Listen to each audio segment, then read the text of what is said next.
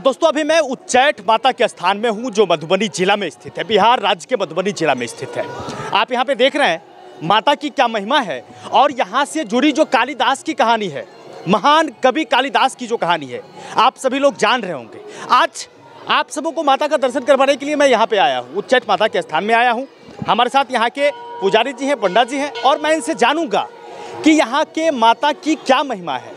यहाँ पे जब भक्त आते हैं और माँ की पूजा अर्चना करके अपनी मनोकामना अगर माँ से मांगते हैं तो माँ मनोकामना उनकी पूरा करते हैं या नहीं। बहुत ही अद्भुत महिमा है माता की।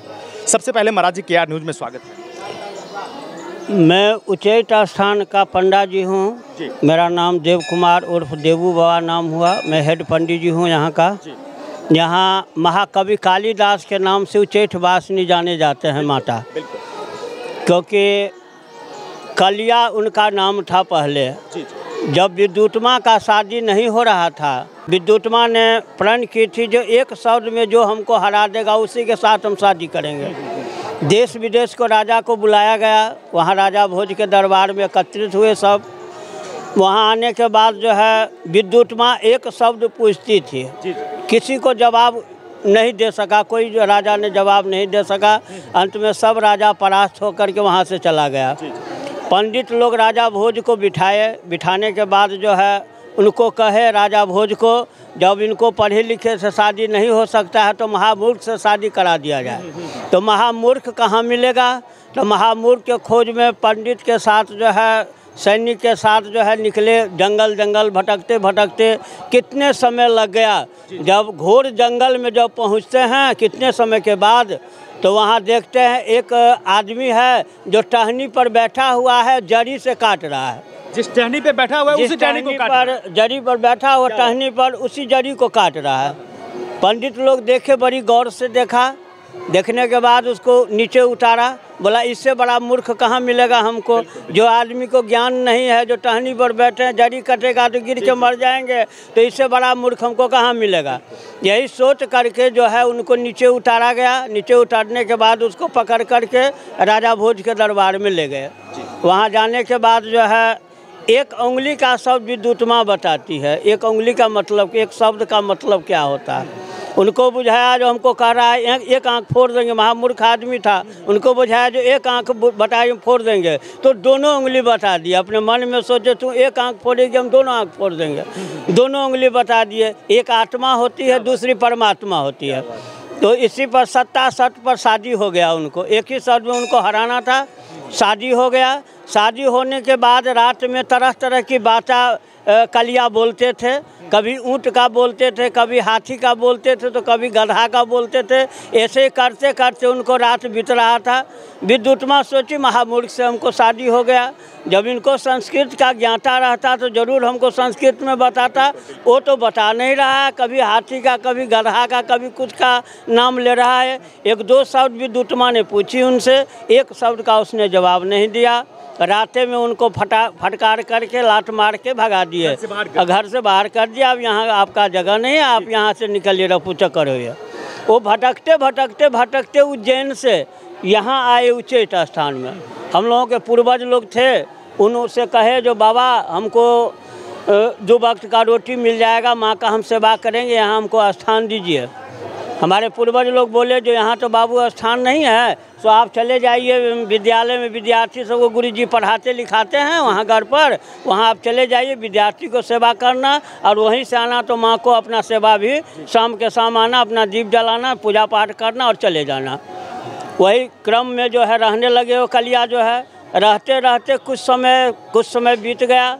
उसके नित्य प्रतिदिन विद्यार्थी लोग वहाँ से आते थे, दिया बत्ती जला करके पूजा पाठ करके चले जाते थे। किस समय के बाद जो है इतनी भयंकर बारिश हुई 2 दिन 2 रात तक, जो पूरा समुद्र बन गया। जैसे लंका को तरफ करके हनुमान जी गए हुए थे, उसी तरह पूरा समुद्र बन गया। गुरुजी बोले विद्यार्थी को कौन जाएगा दिया बत्ती जलाने के लिए? आज 2 दिन शाम का हो गया, कोई विद्यार्थी तैयार नहीं। कौन जाएगा? कौन मर्द हो जाने के लिए बताओ? कोई विद्यार्थी डर के मारे तैयार नहीं हुआ। जो गुरुजी जाएंगे बाढ़ में जो है डूब करके मर जाएंगे, क्या गारंटी कौन लेगा? डूबी करके मैं समुद्र नांग करके कौन जाएगा माँ के दरबार में? जब पानी ख़त्म हो जाएगा तो इकट्ठे चलेंगे, 4 दिन का शाम बाकी रहेगा, माँ को दिया जला कर हम लोग चले आएंगे। कलिया जिद ठान लिया कि माँ गुरु जी हमको सांझ बची दीजिए, हम जाते हैं जलाने के लिए, नहीं जलाऊंगा। बोले जी जब तुम्हारा यही विचार है मरने का तो जाओ, लेकिन जाने के बाद तो वहाँ काली का निशान कुछ लगा देना। जो हम लोग देखने के लिए जाएंगे तो सही में गया था कि रास्ते से घूम के आ जाओगे, इसका कुछ प्रमाण चाहिए तो काली का निशान वहाँ लगा देना।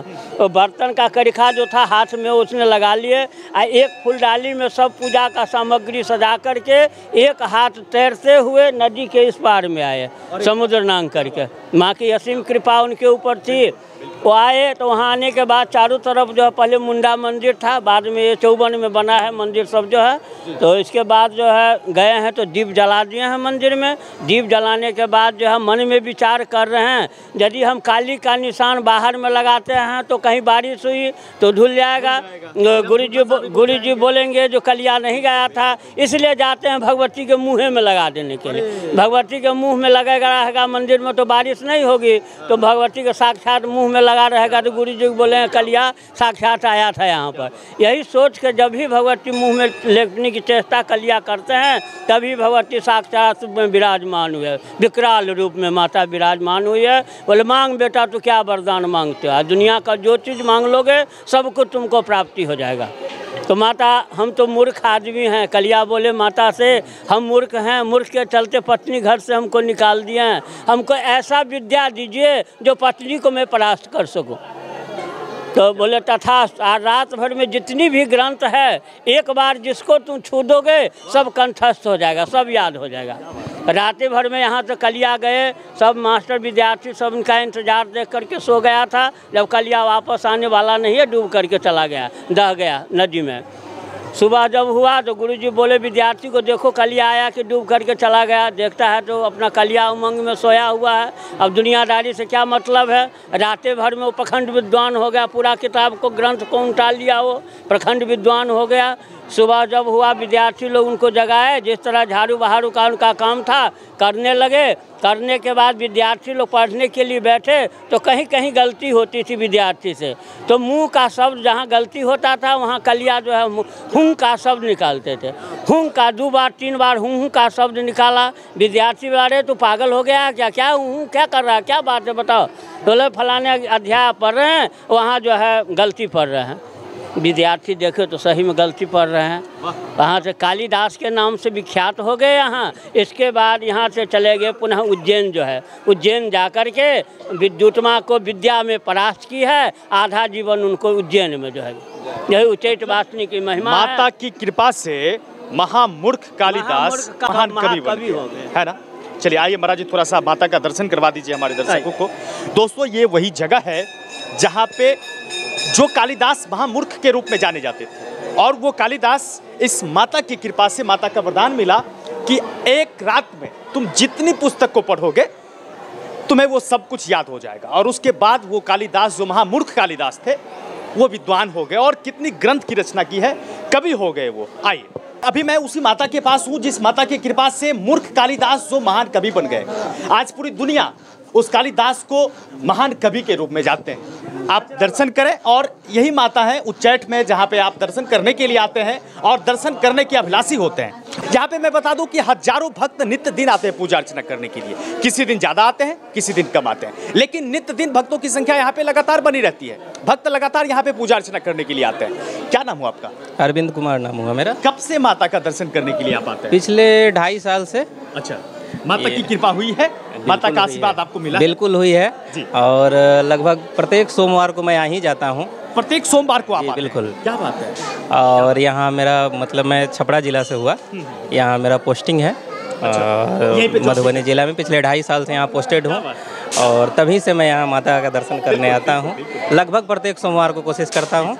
हमारी ड्यूटी भी कभी कभार यहाँ लगती है, अभी दशहरा में।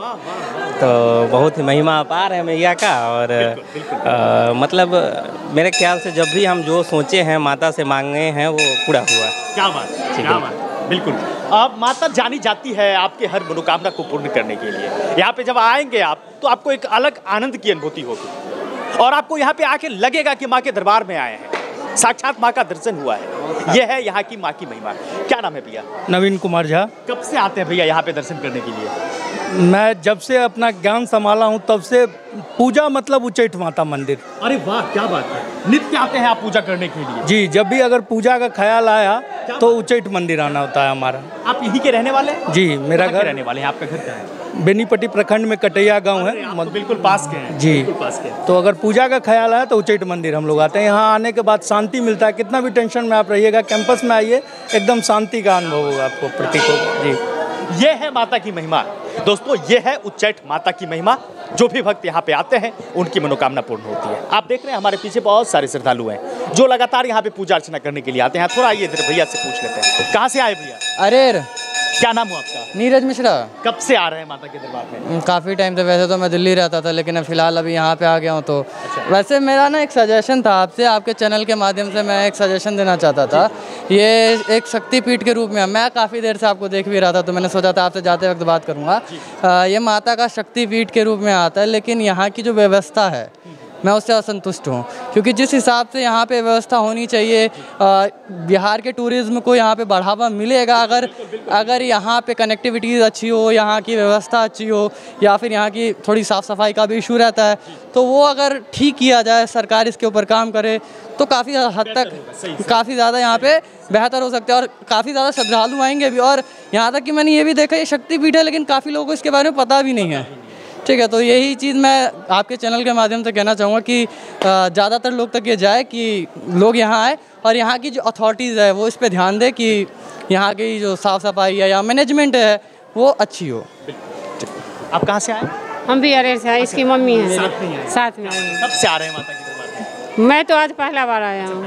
हाँ, कैसा लगा माँ के दरबार में? बहुत अच्छा लगा, बहुत अच्छा लगा। तो दोस्तों ये है माता की महिमा और यहाँ पे भक्त लगातार आते हैं पूजा अर्चना करने के लिए और माता का पावन आशीर्वाद प्राप्त करते हैं। बहुत ही अद्भुत जगह है, बहुत ही अद्भुत स्थल है और लगातार यहाँ पे भक्त आते रहते हैं। अगर आप भी कभी आए हैं तो आप हमें कमेंट में ज़रूर बताइएगा कि माता के दरबार में आपको आके कैसा लगा, और अगर नहीं आए हैं तो एक बार माता के दरबार में ज़रूर आइए, यहाँ पे आके माता का पावन आशीर्वाद प्राप्त करिए। बाकी उच्चैठ माता को लेकर आप क्या सोचते हैं हमें कमेंट के माध्यम से ज़रूर बताइएगा।